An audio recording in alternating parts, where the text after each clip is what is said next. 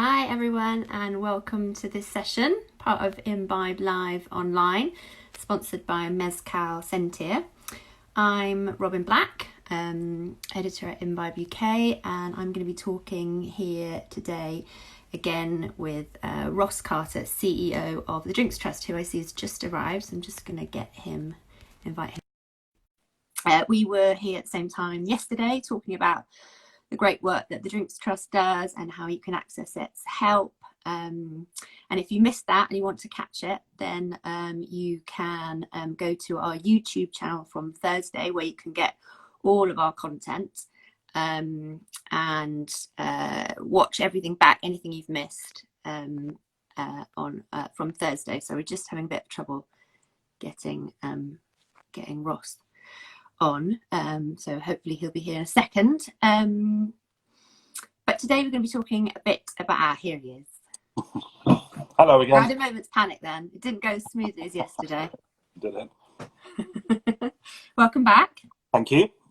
So I was just saying that yesterday we were talking about some of the work you've been doing during the crisis and about the rebrand and stuff, but today we were going to be switching slightly and talking more about some of the work-life session things that you had planned to do as part of the Drinks Trust. So first up, for anyone who isn't familiar with the Drinks Trust, can we just recap on who you are, what you do, who you used to be?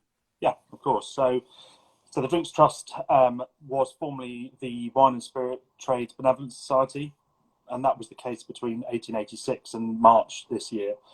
So a long-standing heritage. It was a benevolent society that looked after people in the drinks industry. Was well known in the wine trade, a little in the spirits, but less so in the beer industry formerly. And historically, we've always helped people with financial grants and assistance, particularly people who had kind of critical illness or a huge change in circumstances. And then in more recent years, kind of well-being, particularly through our helpline.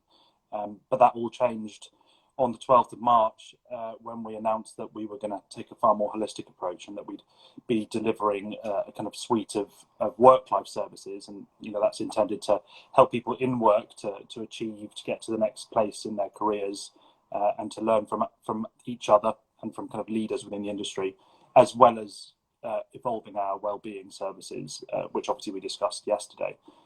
So yeah, obviously something got in the way between those announcements and now, and I won't go into the details again of what we've been doing on that, but obviously we've been spending an awful lot of time delivering a lot of financial assistance to people, which we've been really pleased to be able to do. But now we are back to what we proposed, and it seems like it's more pertinent than ever before. So obviously wellness has been launched, and the next step is all the work-life services. And it's quite a broad church of who's eligible for all these services, whether it's wellness or this new stuff we're about to talk about, isn't it? How can you qualify for help from the Drinks Trust? Well, what we're about to talk about will be far more open access. Although that said, the services that we provide, kind of wellness and financial assistance, it's still very broad in terms of who it's open to. It's anybody who works in the drinks industry. In fact, that's from the point of production to the point of sale. So effectively in a brewery or a distillery, also in a wine importer, anywhere through to delivery, and of course to people selling the product, whether that's across a bar, in an independent retailer, in a supermarket. It really doesn't matter, as long as they're handling the product or they're involved in the delivery of the product, then they're eligible. And as long as they've done 2 years work full-time or 4 years part-time in the industry, then they can access certainly the financial support and the therapy support, our sleep station services and mindful drinking services that we launched recently are very much open to anybody in the industry, irrespective. They could have started a month before lockdown, and they're welcome to take up those services. And WorkLife will again be open to anybody in the industry as well, largely speaking. Oh, okay. So anyone at all? There's be no criteria. Well, one of the elements that I'll tell you about in a minute, the educational grants, will be based again on that 2 years, but everything else in the service will be open to everybody. Okay, so as part of the new work-life services, can you talk about why you decided to do that as a charity? Because it's quite a change from where you were before. Yeah, absolutely. So ultimately, we were conscious of the fact that as an industry, it's a very sociable industry, and that's fair to say. there are multiple kind of small communities within the industry, but there's never been one overarching kind of community organisation which is open to anybody within the drinks industry and serves as an opportunity for those people to engage with each other. I think oftentimes in day-to-day work, and I say this having experienced, working in the drinks industry for several years, there's not a lot of contact necessarily if you work in perhaps, sourcing wine product at a wine importer with the bar staff who sell the product. And I think that it's so valuable to have those connections and to have that insight and to be able to kind of communicate and network with those individuals within a space, be it online or be it in person. That really adds value, and beyond that, the skills that people need, and particularly the vocational skills, which as an industry we're not particularly good historically of having delivered. That's changing, of course, but we've always been pretty product centric for good reason. We all seem quite fascinated with the product. So we recognised that there was a space for us to go into to really then champion people through their career. A modern industry charity, an industry charitable organisation needs to be a community organisation. It needs to be about making sure that people have access to the opportunity to help them thrive, to get to the next place, to make it a diverse community, to a diverse industry, and then be there as a support network should people have challenges in life. It needs to be that holistic approach. And as part of the new services, do you see that as part of this drive that we're trying to get going, which was happening, I think it was gathering a bit of momentum before this whole COVID-19 nightmare, where we're trying to get the drinks trade, the hospitality, to be seen as a proper career choice and a valid career path, rather than sort of, a series of stopgap jobs that you have as a youngster? Absolutely. And, I think that everything that was going on with Brexit, and has been going on for Brexit for far too long, let's face it, has only fed into that. I'm confident. I very much hope that a huge proportion of the overseas workforce that work in the hospitality industry will remain, and that should be the case.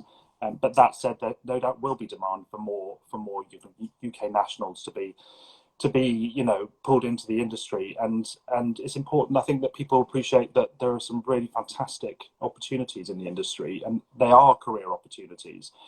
People, I think, too often think of the unsociable hours and think that it's not a long-term career opportunity. That's not at all the case. There's all sorts of roles in the industry, and I think it's it's vibrant, and it's huge in terms of its workforce, in terms of the money that it brings into to the UK HMRC coffers, and to the businesses it supports. So absolutely, it's certainly something I think we as an industry organisation need to be taking a huge role in helping people to upskill and come into this industry.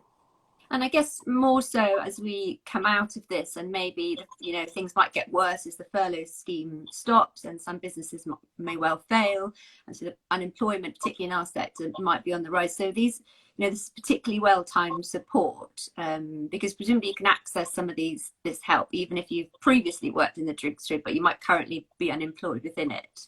Exactly, yeah. I think that when we proposed not just this, but the wellness services that we spoke about yesterday, that was, a completely different landscape. And this is only in, early March. And I think that, as things evolved and as we were able to complete the COVID relief funds that we did, and £500,000 worth of grants, suddenly when we then stopped and said, right, let's go back to the work that we had proposed originally, evidently it was far more relevant than it even was in early March, and so I think that, we're fortunate in that sense because we didn't have to change direction too radically. But what it does mean is I think that the appetite potentially for what we're going to propose is going to be quite substantial, and it's going to be significantly more work perhaps than we'd thought it might be. But there is clearly a need now over the next few months for the industry to come together and to help one another. To network, to upskill, to look at different opportunities within the industry. We've got so much talent, and we want to retain it. Ultimately, you don't want a brain drain on the hospitality industry at this stage. We want to really keep the talent and the exceptional people that we've got, and find new skills and new roles for them as much as we can. Okay, so let's talk about the services you're going to be offering then. So I've had a look at some of them. So one of the things you're going to be offering is study grants. Yeah, absolutely, which kind of falls quite comfortably into the world that we operate in already. So we've been doing financial assistance grants for years, and obviously more recently with the whole COVID piece, we did 5 times as many individual financial grants in 8 weeks as we normally do in a year. So it's kind of, I suppose, one of our specialisms, and moving that into the educational space is quite straightforward in terms of a grant application. What we won't be doing is providing any courses ourselves because we're not specialists in that area. And we're also very conscious of the fact that there's an awful lot, as I said earlier, of product-based qualifications out there, and there are other bursary schemes which push people into those courses as well, and that's very well served. What I'm very conscious of, and a lot of people I've spoken to in the industry are very conscious of, is that as an industry, we're not very focused on the vocational. So a large part of the work we'll do on educational grants will be around vocational. So an opportunity to perhaps do a qualification which allows you, bar management or marketing, which is not drink specific but which is the broader qualification, and all sorts of vocational opportunities for people to really get the skills that they need to really kind of deliver the highest quality work they can in our industry, and I think that's something which has been lacking somewhat, and a space that we can really help with, and that's people coming to us and filling in an application and probably being match funded, although there will be instances where we would look to fund entirely, depending on circumstances, depending on levels of income, etc. But that will be a serious part of the work that we do, and it will certainly be the biggest spend in terms of the services that we're proposing. So. And one of the other things is vocational tools, which sounds quite wide. What is that? Absolutely. So that kind of supports what I've just said on the grant side of things. We had proposed several months ago, having had lots of conversations with kind of industry commentators and leaders in the industry, that there was a fantastic opportunity for us to source and build kind of a repository of vocational documents. We are looking at speaking to senior leaders across the industry to really get bite-sized documents, 400 words, mini blogs, which are all housed in one space, which talk about the very practical day-to-day skills needed to master it within our industry. And obviously there's lots of different job roles in our industry, so we're very hopeful that over a period of years we will build up a huge library and they'll be constantly updated.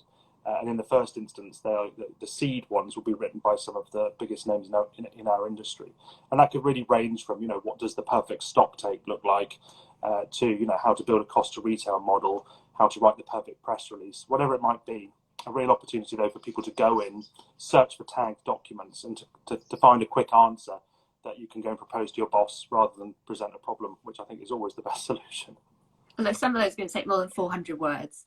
Yes, I imagine so. There'll be several bite-sized documents for people to consume. But yeah, fundamentally, it will be an opportunity for the people of our industry to access skills, vocational, bite-sized documents to really help them, get ahead in the day-to-day roles that they do.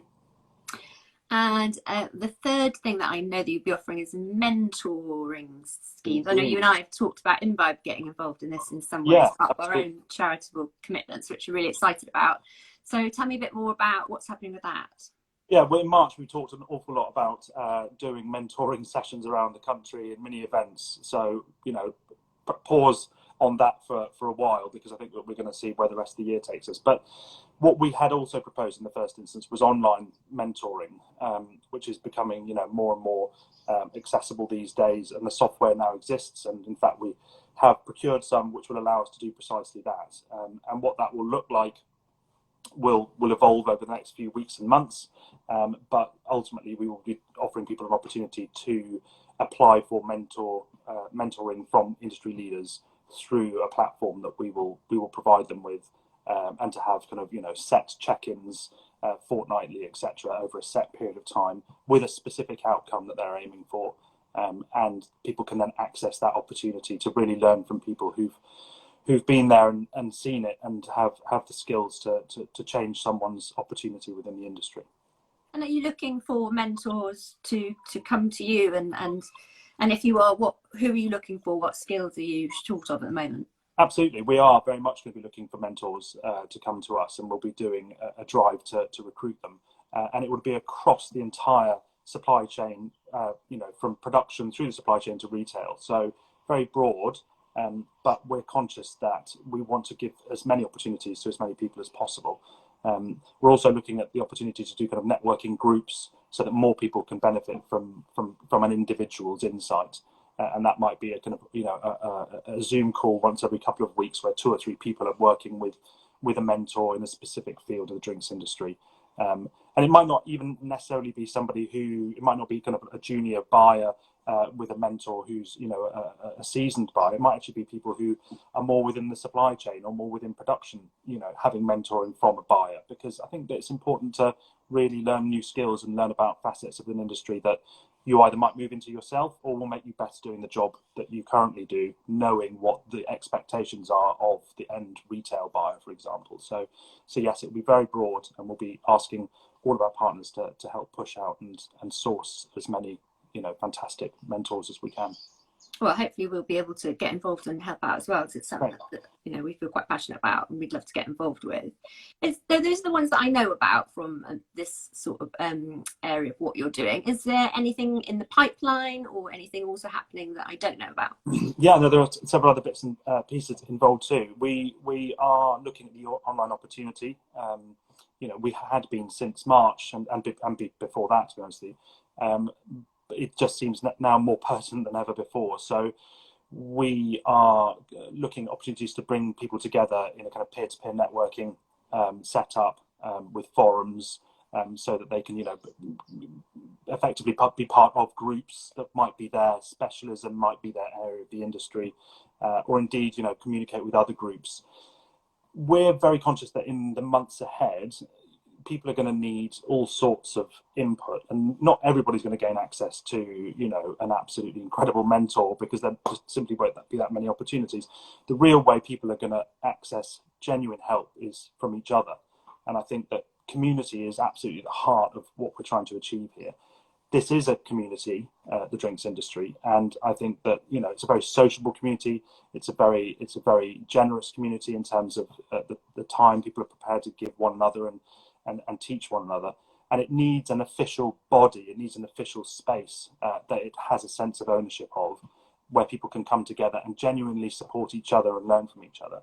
And I think that our ambition is to build a service over the years ahead where people can come into a web-based service and reach out for support from each other, whether that be professional or life support. It really doesn't matter. It's a community that is there to help itself, and it is provided by us in order for them to do so, along with services that we then seed into the service for people to take advantage of. So online peer-to-peer networking is a core component.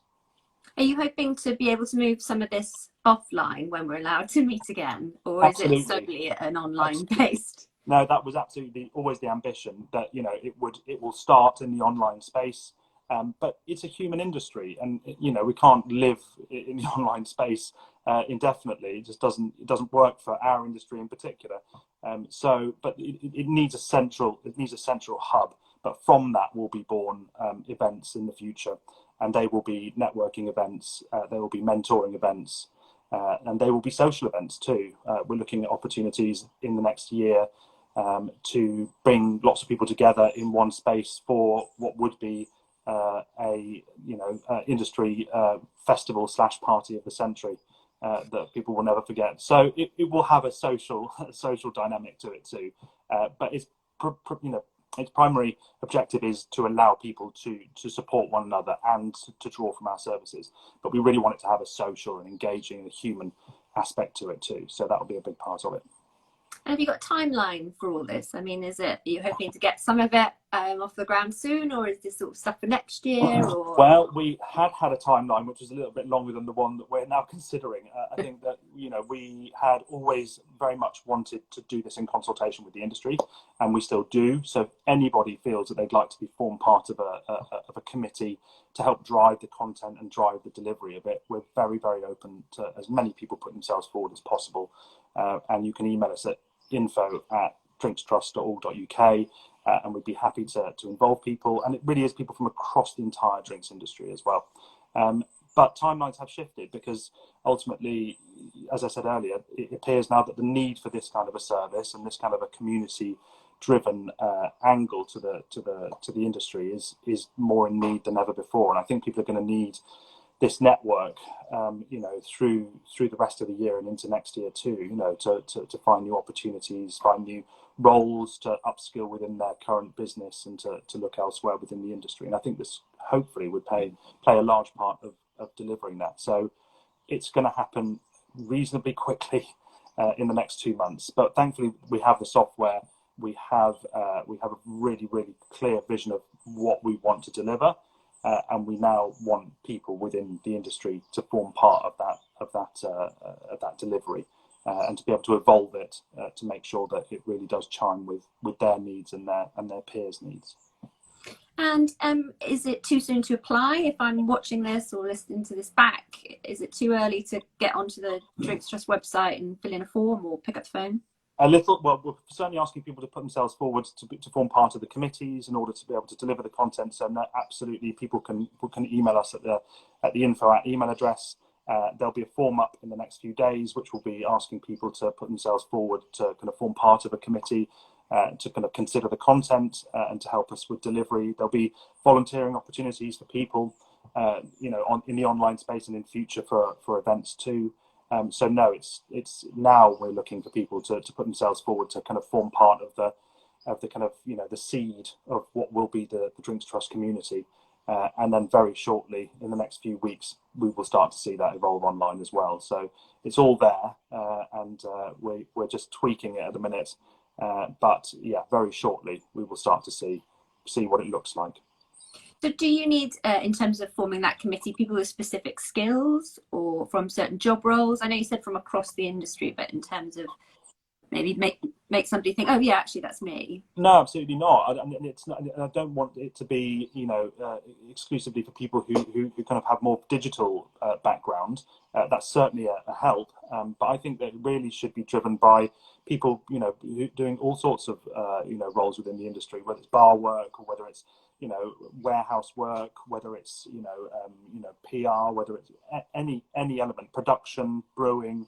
We really do want a community for the whole drinks industry, and to achieve that, we need people from every single, job role, every single background, to be involved in helping us deliver it. And long after it's even launched, in the months and the years ahead, it will all be community driven.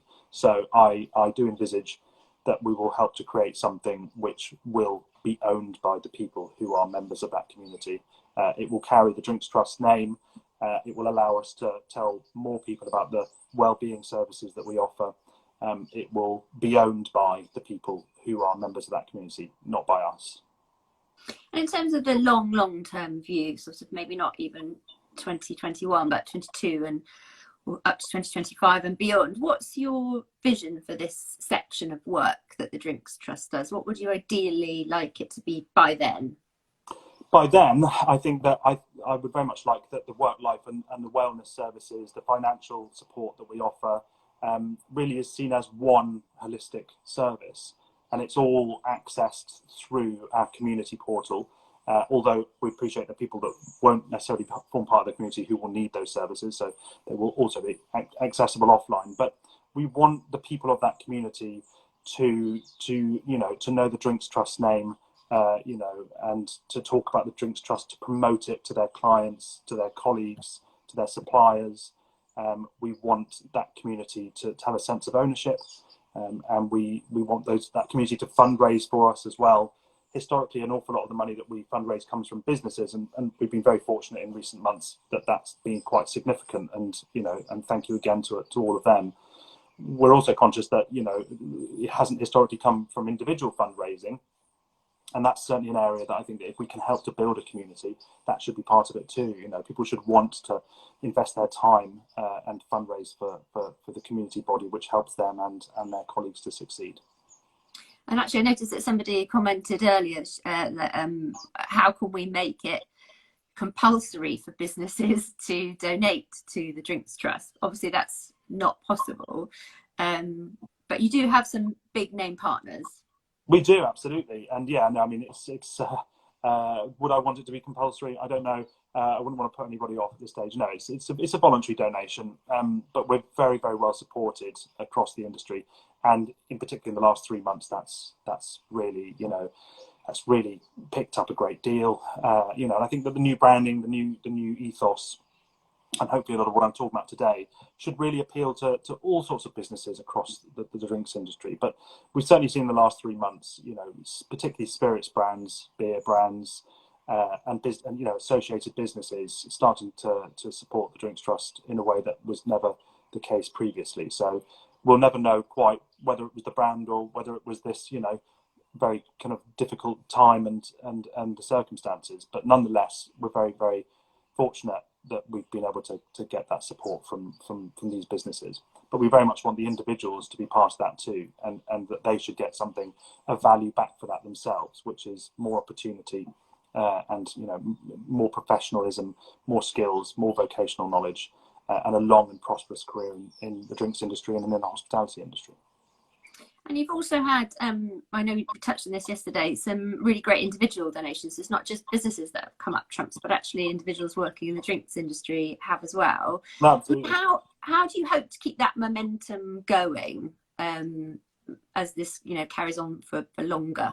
Yeah, well, it's all also with reach ultimately. I think the old our organisation in its previous guise, it was well known, but within quite a small community, and that's changed radically in 3 months. So we're getting support from across the industry, from all sorts of people, from all sorts of roles, and long may that continue. And we will make a concerted effort ongoing to support those individuals with fundraising packs, with support in terms of promotion from us. And to really drive as much individual giving as possible. And just whilst I remember it, I suppose a big thank you to Nick Darlington, who I think ran about 100k last week during English Wine Week to support the Drinks Trust, and I considered doing 5k of it with him. But that seemed like a bridge too far. No, I was actually quarantining because I've come back from France recently, but nonetheless, 5k would have been challenging. 100k is a huge endeavour. So it's people like Nick who, on an individual basis, obviously make a huge contribution as well. Yeah, fantastic work. And finally, as we bring this to a close, if there's someone out there who's struggling, but who feels that maybe asking for charitable help isn't for them, or they won't qualify because they're just, they've just been collecting glasses in a bar for the last couple of months or years, how do you encourage them to, come to you guys? Absolutely. There's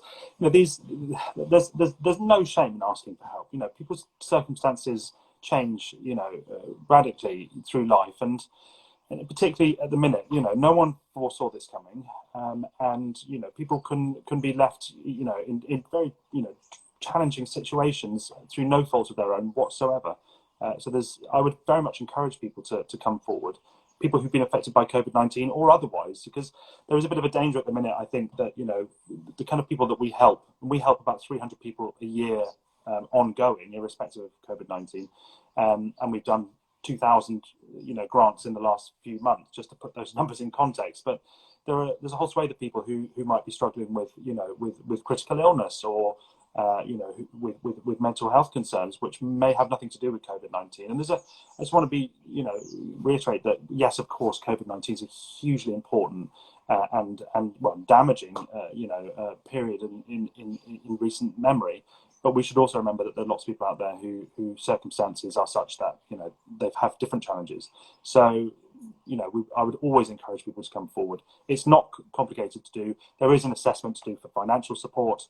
But in terms of the therapeutic services that we now offer, in terms of sleep and insomnia treatment, in terms of mindful drinking, it's very, very easy to access.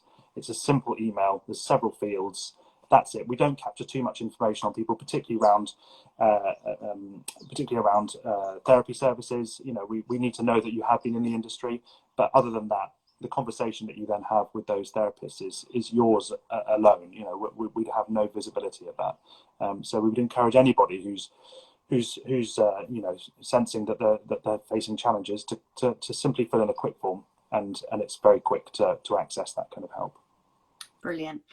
Thank you again, Ross, and thanks to everyone at the Drinks Trust for all the work you do. It's a pleasure being talking to you again. Hopefully we'll be able to see each other in 3D at some point. Yes, hopefully in the near future. Thank you again for having me. No, it's a pleasure.